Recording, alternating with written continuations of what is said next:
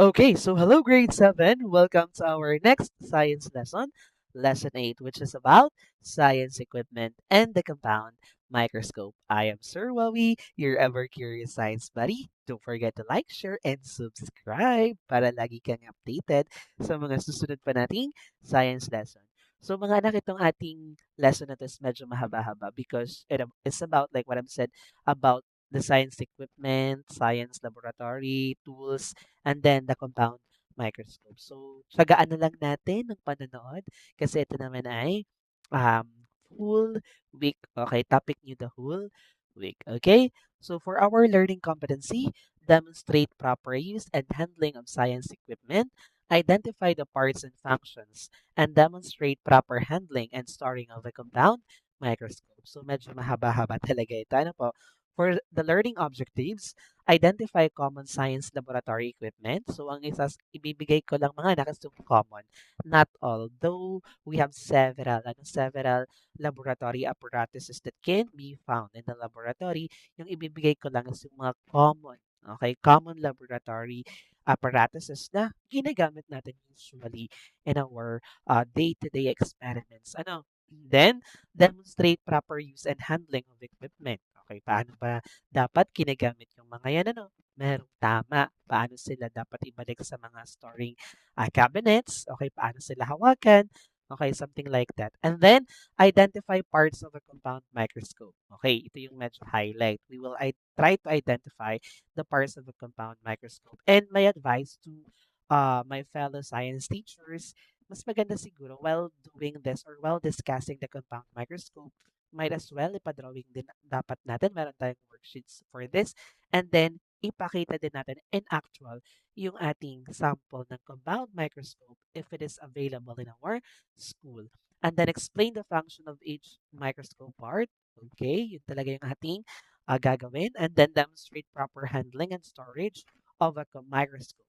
Okay, so yun po yung ating highlight ng discussion this day. So, for our opening questions, have you ever wondered, okay, how do scientists see tiny objects like cells and bacteria? Okay, so dati, nagtataka tayo, ano, okay, paano kaya nakikita ng mga scientists yung actual appearance of a bacteria? How can we describe a particular bacteria? How did they describe that bacteria is classified according to their shapes? 'Di ba? Okay, napaka galing ng science. And scientists use specialized tools like microscopes. Ayan po. Like microscopes, they use it to see tiny objects like cells and bacteria and other types of microorganisms. Okay, so microscope is used to observe very small objects that cannot be seen with the naked eye. So ginagamit natin ang microscope para makita natin yung mga objects na hindi kayang makita ng ating mata. Okay, such as cells and microorganisms. Okay, so those are tiny, okay, objects na microscope lamang yung pwedeng maka-view, okay, or maka-magnify. Ano po? And then, for our activity number 1, science in action. So, identify how laboratory equipment is used in scientific investigations. Okay, so read each situation, choose the correct scientific action being shown. So, titingnan lang natin, may choices tayo. Ano bang scientific action yung ipinapakita based on the statement? Okay, so what is laboratory equipment? Ano nga ba yung laboratory equipment or laboratory apparatus? Nung ako'y high school pa, is ang tawag namin is laboratory apparatus, laboratory tool. Actually, we have several laboratory apparatuses na pinapa-memorize sa amin talaga ng teacher. We have naman na yung mga actual recitation na pinapakita yung mismong actual tool. And then, sasabihin mo yung name nun. And then the function, recitation. Aalala ko nung high school. Okay, pero ngayon, ang dami na nating ways mga anak on how to familiarize ourselves or yung ating mga sarili sa mga different apparatuses. Ano, may internet, di ba? So scientists use different laboratory equipment because each tool has a specific purpose in helping them study and understand things accurately. Okay, so pag pumasok tayo sino na nakapasok na sa laboratory? Pag pumasok tayo sa laboratory, makakakita tayo commonly ng mga apparatuses na parang magkakahawig. ay puro glasses. Okay, puro babasagin. And we will think na, ay ito for liquid purposes, storing, something like that. Para-parehas lang naman yan, nalalagyan ng liquid. Okay, but those apparatuses has its own function. Hindi sila para-parehas. Though we use it, okay, to store liquid, pero may specific function. Anong gagawin mo dun sa liquid? For storage lang ba? Okay, like mga reagent bottles, or for measuring, i-measure ba natin yung liquid, the volume of it? So something like that. Ano po? Okay, and then sabi pa dito, some tools are used to observe tiny objects like the microscope. Okay, others are used to measure quantities like volume. Okay, so yung sinasabi ko sa inyo, commonly, di ba? Commonly natin ginagamit sa na laboratory apparatuses to measure the volume of a liquid. We have the graduated cylinder, di ba? Okay, others are used to measure quantities like volume and temperature. Commonly naman pag temperature thermometer. While some are used to conduct experiments or collect data. Using the correct equipment, it helps scientists to get a clear and accurate and reliable results during investigations. Okay, so pag-aralan naman natin yung lesson about accurate measurement. The accurate measurement, for you to get an accurate measurement, you have to use the proper, di ba, proper tool. Okay, like for example, if you want to measure the length of the object, kailangan mong gumamit ng akma na tool. Like for example, a ruler, a meter stick, depending, okay, on the size of the object. Okay, so pag gumamit ka, let's say, length ang sinusukat mo, pero gumamit ka ng beaker, is it okay, acceptable? Hindi, kasi hindi ka makakakuha doon ng reliable data. Eh, sir, kasi may measurement naman po dito din. Sa mga may line, makikita mo dun sa beaker. Hindi. Okay, so dapat in doing experiments, you have to use appropriate tool, appropriate units. Okay, so para makakuha tayo talaga ng accurate and reliable results. Again, so science in action. We have a choices here. Okay, observe, experiment, measure, and investigate. So, sasabihin niyo lang sa akin kung anong scientific action yung ipinapakita din sa situation. Number one, a scientist uses a magnifying tool to see tiny parts of a leaf. Okay, gumagamit daw siya ng magnifying tool. Is it to observe, to measure, experiment, or investigate? Of course, yung ginagawa ng scientist, she is what? Observing something. Ano? So, it's to observe. Next, situation 2. Student pours water in a graduated cylinder to check its amount. So, naglagay daw ng liquid yung estudyante sa graduated cylinder, and then chinecheck niya yung amount. Okay, so ano yung ginagawa niya? Observe, measure, experiment, investigate. Of course, napakalinaw. It's measure. Nagsusukat siya kasi may amount, may quantity. Okay, next. What about this one? A group test which material dissolves fastest in water. Okay, nagkaroon ng group test. Okay, kung saan bang material na dissolve. Okay, ng mas mabilis yung isang substance. Okay, so anong ginagawa nila? Observe, measure, experiment, or investigate. They are doing experiment. Okay, so sige.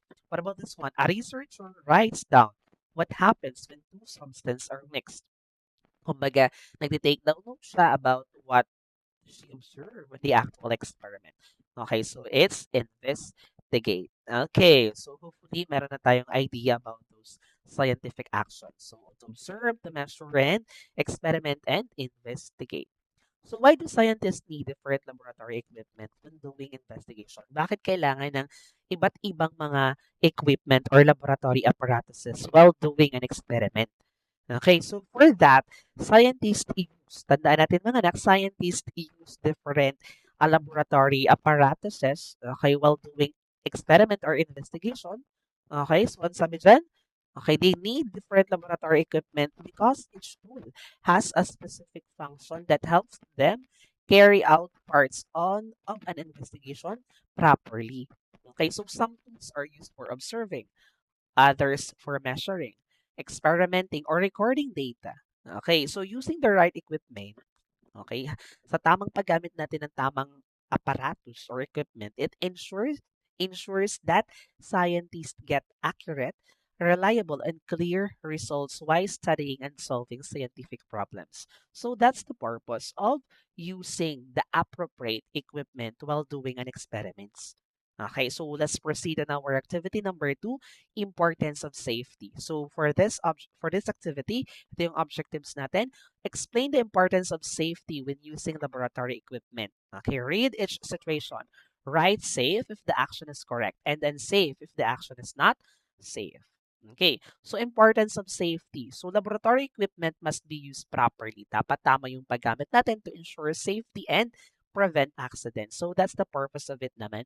So, mga anak, pag tayo gumagawa ng experiment sa laboratory, make sure na you are following the instruction given by your teachers. Okay, so if tools are used incorrectly, pag hindi tama yung paggamit, they can pwedeng mag-cause ng injuries such as cuts, especially may nabasag, burns or spills of harmful chemicals. Okay, improper use can also damage equipment and affect the accuracy of experiments results. That is why following safety rules is very important in laboratory. Actually, I have the experience when I was in college, mga anak. So, gumawa kami ng experiments. Okay, hindi ko alam kung anong liquid or substance yung pinaghalo ng classmates ko. Hindi naman ako. So, after the experiment, tapos na kami, syempre, i-dispose na yung liquid. Ang ginawa nung kaklase ko, yes, dinispose niya sa sink ng laboratory. May sink kasi doon para sa mga chemicals. So, dinispose niya doon and then while disposing, hinugas niya. Imbes na i-direct niya, i-pour dun sa sink, yung liquid, hinugas niya sa kamay niya. So, pag-angat niya, nung naghinugas niya yung liquid sa kamay niya, akala niya pwedeng ihugas kasi madumi yung kamay niya. Pag-angat niya nung kamay niya, sobrang namuti yung kamay niya. As in, parang nawala yung melanin, yung pigment ng skin, nawala. So, nagtanong siya sa teacher, bakit nagkaganon? So, it's the effect of the chemicals. So, talagang dapat, okay, while doing the experiments, you have to follow. Okay, wag nating gagawin yung isang bagay kung hindi naman sinabi ng teacher na especially yung magkaroon tayo ng contact sa mga chemicals na ginagamit natin while doing an experiment. Okay, so safe or unsafe? So we have a situation first. Situation one, a student wears goggles while doing an experiment. So nagsusuot daw siya ng goggles, a protection for your eyes. Okay, so is it safe or unsafe? Siyempre, it's safe. What about a learner runs inside the laboratory? Okay, tumatakbo. Okay, sa loob ng laboratory. Is it safe or unsafe? It's unsafe. Baka madulas ka, especially if may hawak ka ng mga laboratory apparatus tapos na tumatakbo ka, di ba? So, delikado yon. Okay, lalo pa kung may laman yung iyong dinadala, pwede kang cause ng accidents, makadamay ng kaklase, di ba? Okay, equipment is cleaned and returned to its proper place after use. Is it safe or unsafe? It's safe. So pagkatapos natin gamitin yung mga laboratory apparatuses, it's your responsibility to clean it. So kung anong itsura natin sila kinuha, dapat ganun din natin sila ibabalik. But, okay, while cleaning the laboratory apparatuses, dapat okay, sinunod niyo yung instructions ni teacher kung paano siya linisin. Hindi yung basta-basta na lang Okay, next, a student handles glassware carefully using both hands. Okay, it's safe. Tama naman. Tama. Carefully. Next, chemicals are mixed without teacher supervision. Pinaghalo mo yung mga chemicals kahit wala pang sinasabi si teacher or wala doon si teacher. Ikaw ay nagdesisyon sa sarili mo. It's unsafe kasi pag yun ay may, let's say, sumabog, okay, nagkaroon ng chemical reactions, tumapon sa mukha mo, hindi ka pa nakasuot ng goggles, nako, delikado. Okay. So, a student taste a substance during an experiment. Tinikman mo yung liquid. E paano kung yun ay lason, di ba? Or harmful chemicals na pwedeng makadamage sa ating katawan. Tinikman mo na hindi naman sinabi ni teacher. So, it's unsafe. Pag titikman pag hindi sinabi. Okay. Or pag hindi sa'yo. Joke lang. Okay. It's a joke. Ayan. So next, number 7.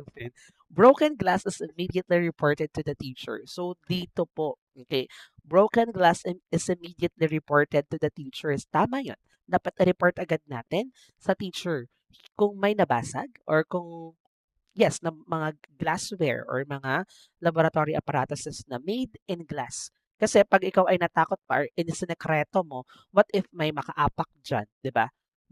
Maging cause pa yan ng accidents. Okay, so imbis na simpleng bagay lang, lumaki pa. So, i-report agad kay teacher kasi teacher yung may alam kung anong gawin. Okay, it's safe. Tama yon.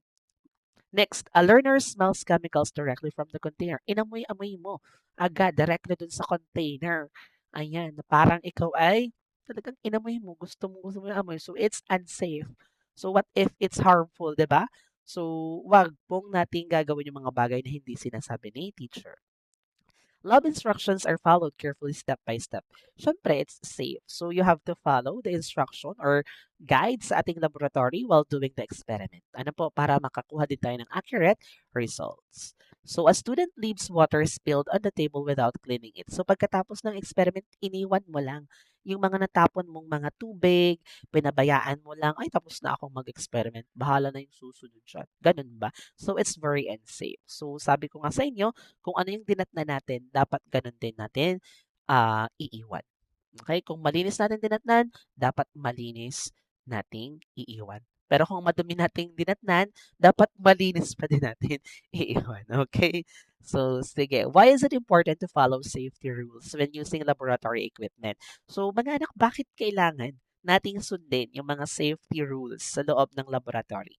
Okay, so it is important to follow safety rules when using laboratory equipment to prevent, ito ang una to prevent accidents and injuries, protect students and teachers from harmful substances, and ensure that experiments are done correctly and safely. Safety rules also help maintain order and protect laboratory equipment from damage. Okay, so yun yung talaga yung pinakamahalaga or kahalagahan sa pagsunod natin ng rules. Yung una naman talagang isinaalang-alang lagi ng school sa laboratory rules is yung kaligtasan ng bawat mag-aaral. Kaya dapat as in return mga anak, sundin natin. Kasi yun naman ay para sa inyo din. Kakaintindihan. And if you follow rules, okay, always, madadala nyo yan hanggang paglaki. Because in school, you are trained to follow rules. Ano, hindi yung maglabagin ang rules. Okay, so name that equipment. So identify common laboratory equipment and describe their uses correctly. Read each description carefully. Write the correct laboratory equipment being described. So identify the laboratory equipment. Different laboratory equipment is designed for a specific task in scientific investigations. So lahat ng makikita natin na tools sa laboratory or sa laboratory, yung mga apparatuses na yan, may kanya-kanyang purpose. Each tool helps scientists work more accurately and efficiently, such as measuring liquids, observing tiny objects, or mixing substances. Using the correct equipment ensures that experiments are done properly and that the results are precise and reliable. Okay. So, name that equipment. So, meron naman tayong choices. Don't worry. We have a beaker, test tube, graduated cylinder, thermometer, balance scale, microscope funnel, steering rod, dropper, Florence flask, and Erlenmeyer flask. So, these are the common laboratory apparatuses na usually ginagamit natin sa experiment. So, okay. So, the first one used for mixing and heating liquids. Okay, nandun yung picture as your reference. Ano po yan? So, ang tawag po natin dyan is beaker. It's a beaker. So, meron tayong different sizes ng beaker sa laboratory. Okay, meron tayong mga different sizes. Makikita naman natin yung specific volume na kayang i-measure niya. Meron namang naka-indicate dun sa beaker. Okay, so sige. So, ang ginagamit niya is used for mixing and heating liquids. Okay, next. Hold small amounts of liquid or perform small reactions. Ayan. So, ang tawag naman natin dyan, it's test tube. Actually, may mga test tube na transparent lang, walang measuring data. Meron namang test tube na meron talagang naka-indicate. Okay? So, it's a test tube. Pag nakakita tayo niyan, yung parang yung ilalim niya, hindi natin siya pwedeng ipatayuin ng kanya lang. Meron niyang test tube holder. May lagayan yan, yung nilalagyan ng mismo ng test tube. Actually, meron pa tayo diyang pwedeng idagdag. Test tube holder, test tube rack, test tube rack, yung kanyang lagayan. Sige. Next. What about this one? Okay, measures liquid volume accurately. Ginagamit natin to measure the volume of a liquid. And then meron din itong iba't ibang sizes. Okay, so ang tawag natin dyan, it's graduated cylinder. Okay, natandaan natin, graduated cylinder. Iba yung kanyang shape sa taas. Para siyang may beak. Ano? Beak. Okay, next. What about this one? Measure temperature of a substance. Napakadali naman. It's thermometer. Okay, pag talagang temperature, it's thermometer. Usually ginagamit siya sa pag may mga heating experiment. Okay, ganun. And then, yan, ginagamit natin ang thermometer. Next, what about this one? Measures the mass of an object. Mass, it's balance scale. So, sa balance scale, meron din tayong mga ginagamit dyan, yung mga weighing scale. Okay. Weighing, anong tawag doon? Yung mga weights, rather. Weighing scale. Weights. Okay. Meron tayong ginagamit sa laboratory ng mga weights. Okay. Nalagay natin. Okay. As reference din. Okay. So, dapat, before you use the balance or balance scale, kailangan muna nating i-calibrate. Okay. So, hindi basta-basta patong ng patong lang dun sa magkabilang side to see the masses. Kasi pag hindi mo kinalibrate yan, hindi ka makakakuha ng correct results or accurate results. Ayan, next, used to observe very small objects that cannot be seen by the naked eye. So it's microscope. Okay, nakakita naman mostly sa atin ng microscope, ano?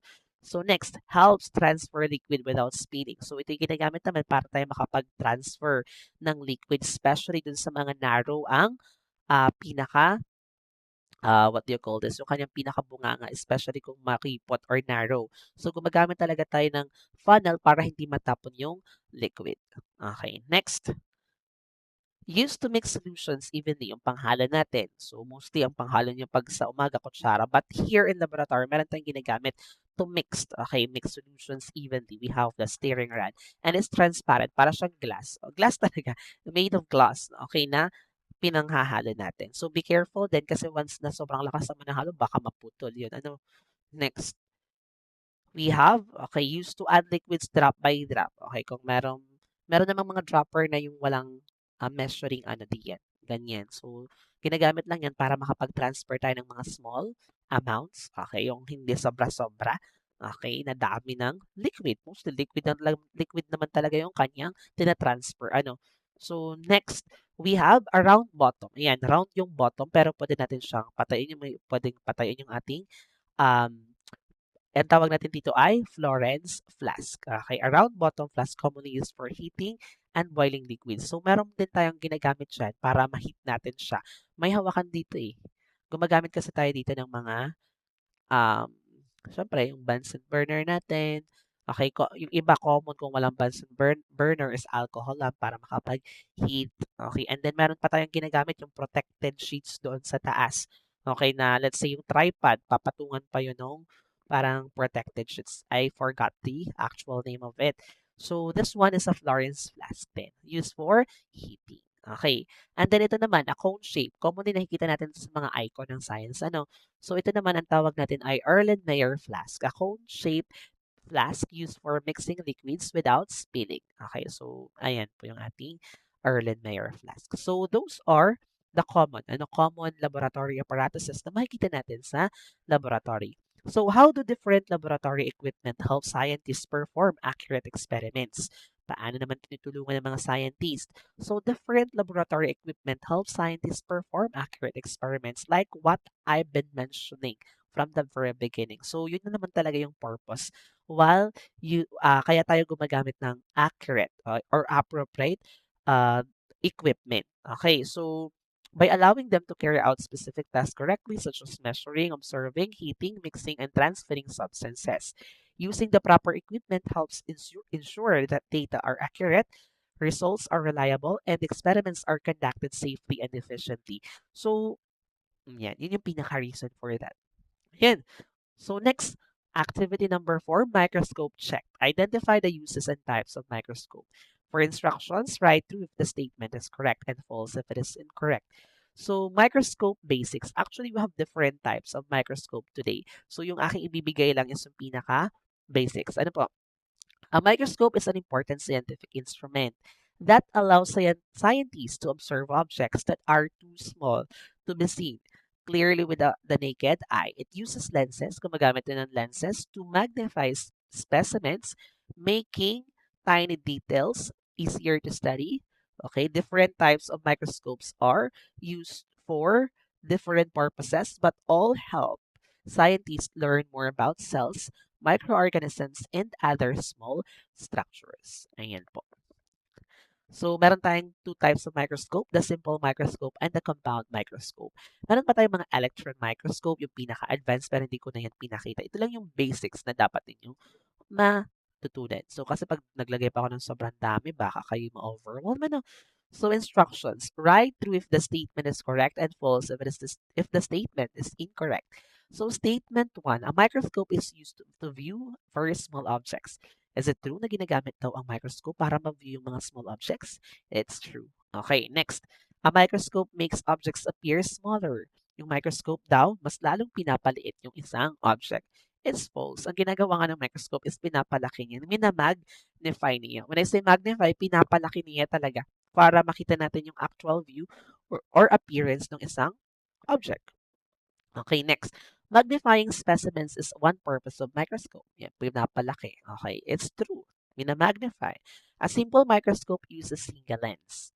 Okay, yung ating simple microscope, tama yan, na gumagamit lang ng single lens. A compound microscope uses more than one lens. Tama. Okay. Gumagamit siya yung sa ating sa eyepiece and objective lenses. So, dalawa yung sa kanya, yung ginagamit. While sa simple is isa lang, single lens. Okay, next, a microscope is used to measure temperature. Aba, temperature, baka ka-discuss lang natin ng equipment. So, it's false. Ano ang ginagamit natin na tool to measure temperature? It's thermometer. So, scientists use microscopes to observe tiny organisms. Tama naman. Ano po, it's true. Okay, a compound microscope provides greater magnification than a simple microscope. Of course, syempre, mas advanced naman yung compound compared sa simple. Ano po? Okay, it's true. Microscopes help scientists study details that cannot be seen with the naked eye. It's true pa din. Okay.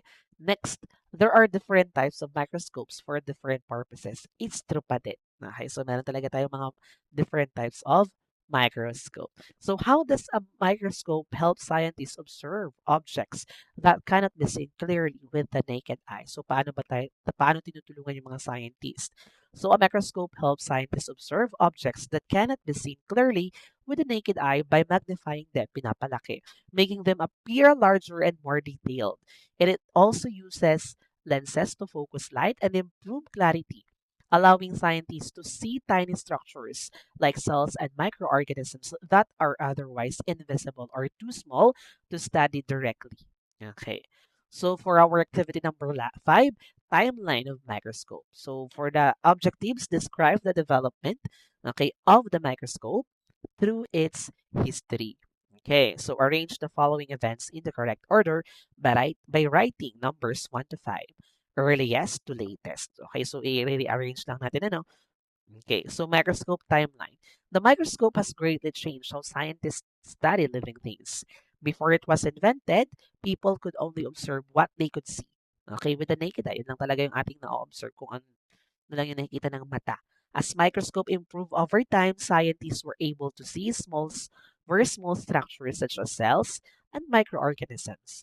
Each development in microscope technology made images clearer and more detailed, helping scientists discover new information about how living things are built and how they function.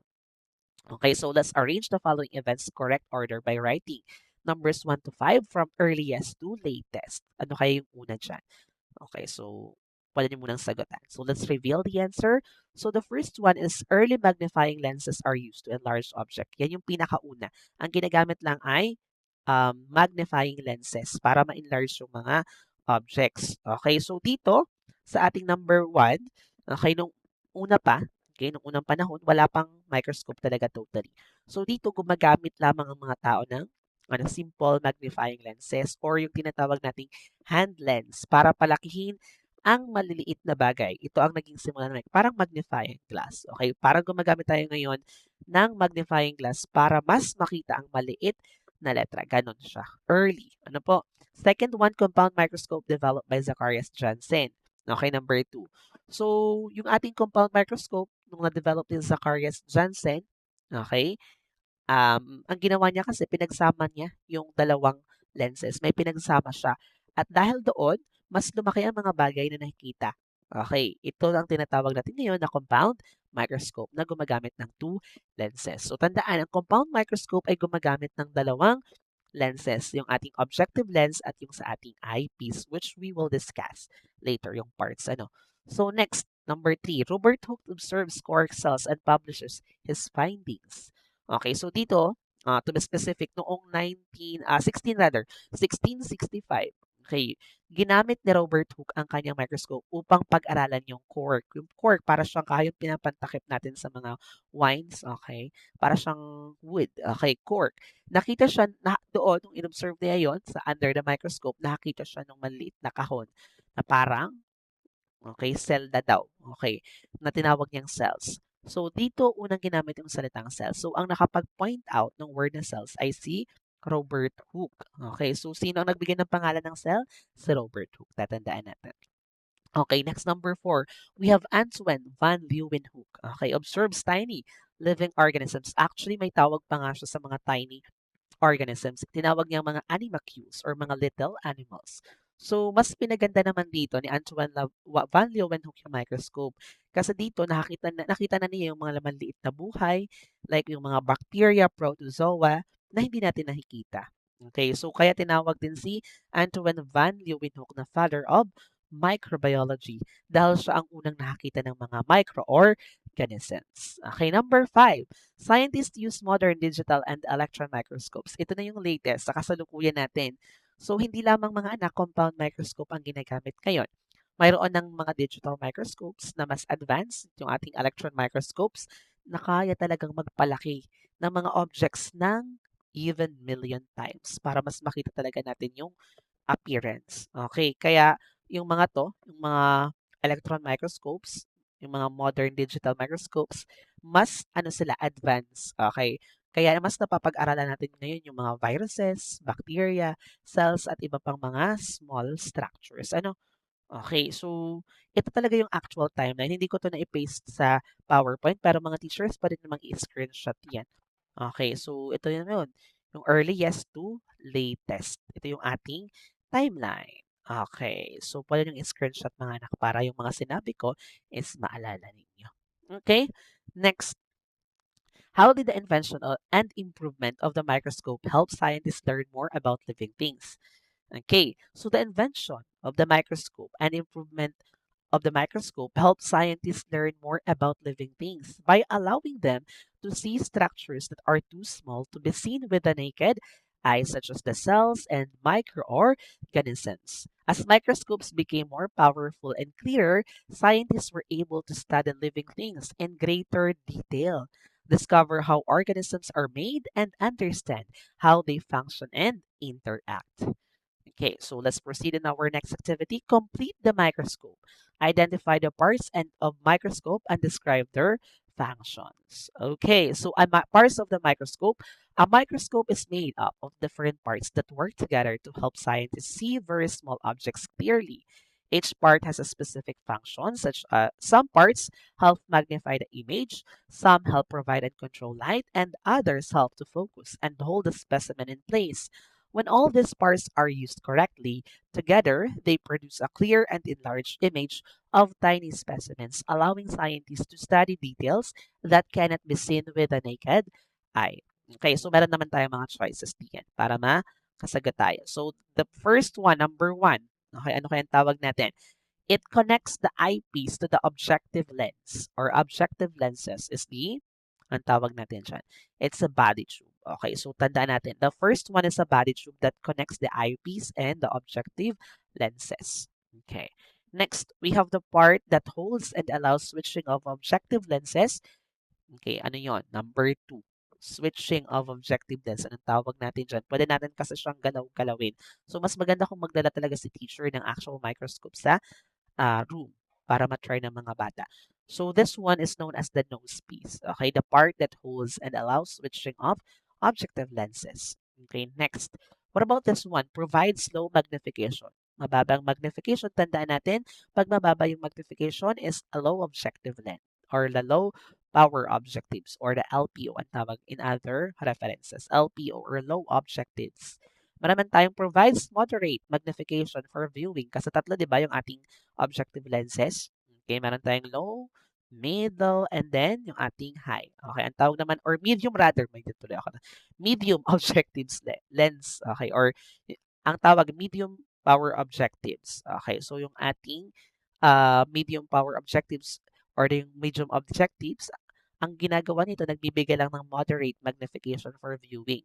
Okay, for more details. Pero lagi, magsisimula muna tayo sa low before mag-proceed sa medium and then sa high, hindi yung high agad. Ano po? Kasi kung malinaw na naman sa low, wag nang mag-proceed doon sa mga mas mataas kasi baka hindi na siya totally yung actual object. Ano po?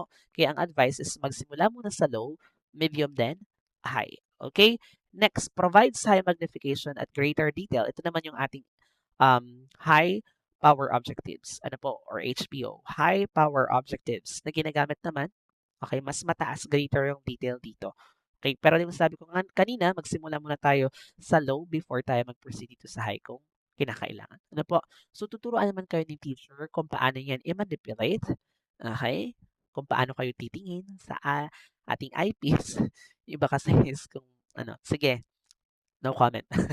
Ayan, this part holds the slide in place. Is that correct? The stage clips. Yung stage clips natin ng per 69, yung dalawa yon.